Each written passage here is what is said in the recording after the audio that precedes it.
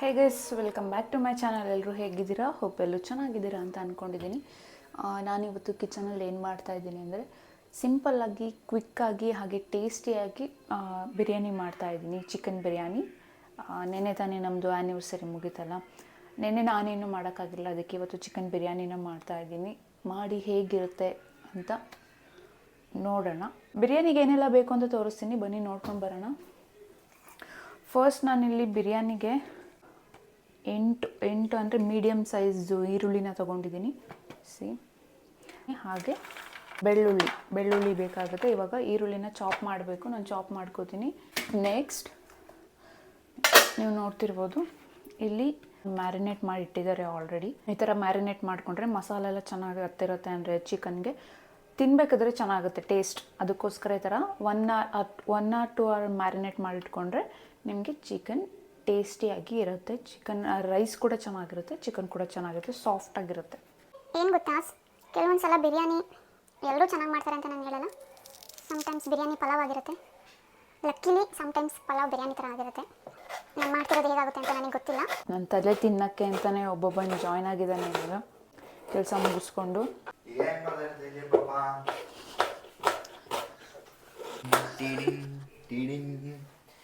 Hey guys,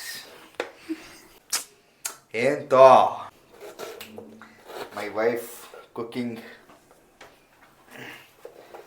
my wife preparing biryani. English ಬರಲ್ಲ guys. My wife cooking, butler English ಮಾತ್ರ. Hello, ನಮಗೆ ಬರುತ್ತೆ, ನಾವು ಯಾಕೆ ಮಾತಾಡಬೇಕು?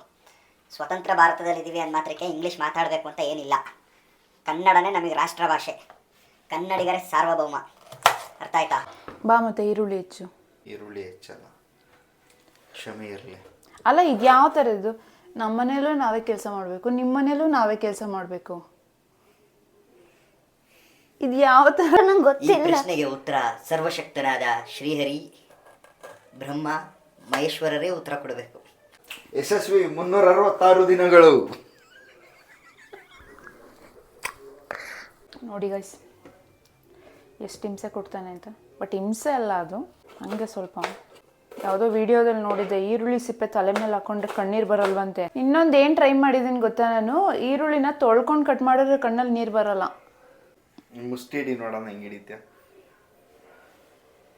ಮುಷ್ಟಿಲೇ ಸ್ಟ್ರೆಂತ್ ಇಲ್ಲ ಗೈಸ್. ಇವಾಗ ಎಲ್ಲನೂ ಹೆಚ್ಕೊಂಡಾಗಿದೆ. ಫಸ್ಟು ಒಂದು ಕುಕ್ಕರ್ ಇಟ್ಕೋಬೇಕು, ಅದಕ್ಕೆ ಸ್ವಲ್ಪ ಆಯಿಲ್ನ ಹಾಕೋಣ. ನಿಮಗೆ ಬಿರಿಯಾನಿಗೆ ಎಷ್ಟು ಬೇಕು ಅಷ್ಟು ಆಯಿಲ್ನ ಹಾಕ್ಕೊಳ್ಳಿ. ಗೈಸ್, ಯಾರೆಲ್ಲ ನನ್ನ ಚಾನಲ್ನ ನೋಡ್ತಾ ಇದ್ದೀರಾ, ಲೈಕ್ ಮಾಡಿ, ಶೇರ್ ಮಾಡಿ, ಹಾಗೆ ಸಬ್ಸ್ಕ್ರೈಬ್ ಮಾಡಿ, ಪಕ್ಕದಲ್ಲಿರೋ ಬೆಲ್ ಐಕನ್ನ ಕ್ಲಿಕ್ ಮಾಡಿ. ಇದನ್ನು ಇವಾಗ ಅದರೊಳಗೆ ಹಾಕ್ತೀನಿ.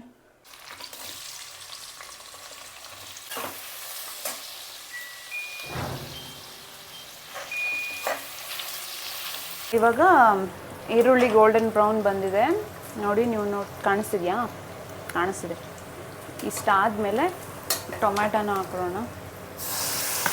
ಟೊಮ್ಯಾಟೊ ನಾನು ಒಂದು ಪುಟಾಣಿಗೆ 3 ತೊಗೊಂಡಿದ್ದೀನಿ. ನಿಮಗೆ ಮೀಡಿಯಮ್ ಸೈಜ್ ಅಂದರೆ 2 ತೊಗೊಳ್ಳಿ ಸಾಕು.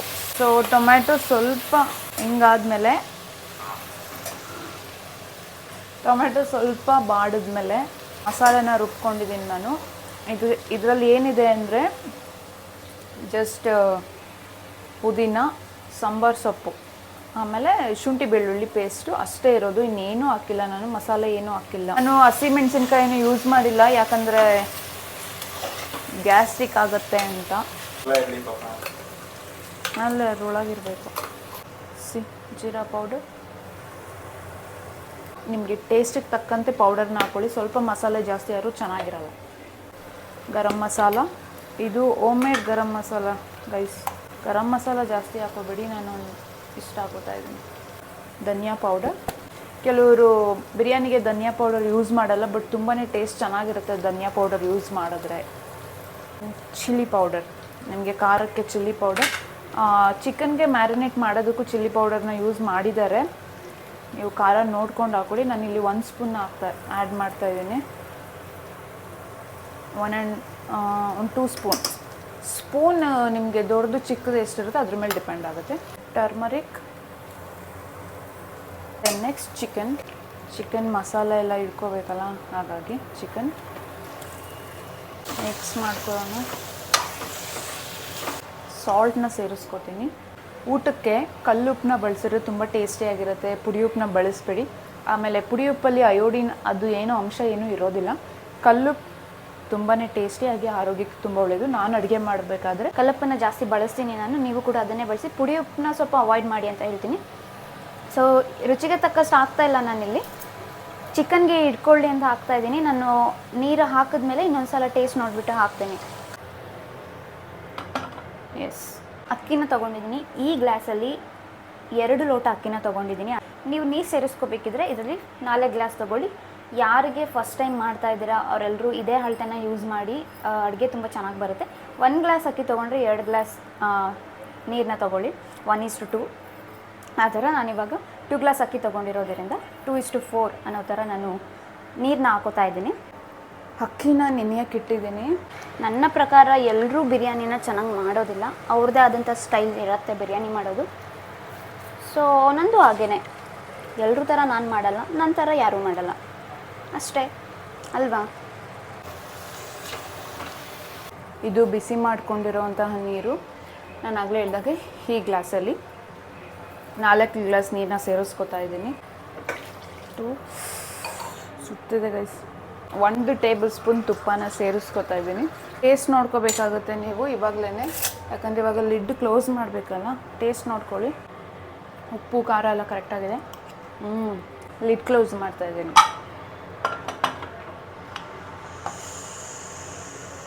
ಈಗ 5 ಮಿನಿಟ್ಸ್ ಟೈಮ್ ತೊಗೊಳುತ್ತೆ. ಮೀಡಿಯಮ್ ಫ್ಲೇಮಲ್ಲಿ ಇಟ್ಟಿದ್ದೀನಿ. 2 ವಿಷಲ್ ಆದರೆ ಬಿರಿಯಾನಿ ರೆಡಿ ಆಗಿರುತ್ತೆ.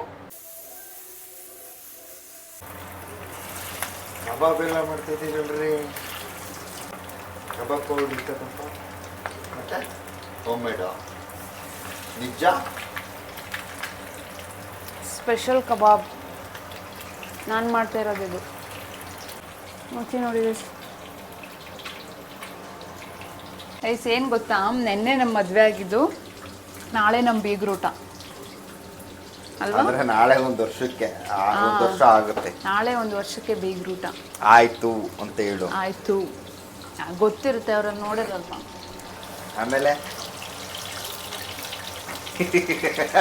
ತೆಗಿತಾ ಇದ್ದೀನಿ. ಮಾಡ್ತಾ ಇದ್ದೀನಿ. ಎಷ್ಟು ಉದುದ್ರಾಗಿ ಬಂದಿದೆ. ರೆಡ್ ಕಲರ್ ಬಿರಿಯಾನಿ ಮಾಡಿದ್ದೀನಿ.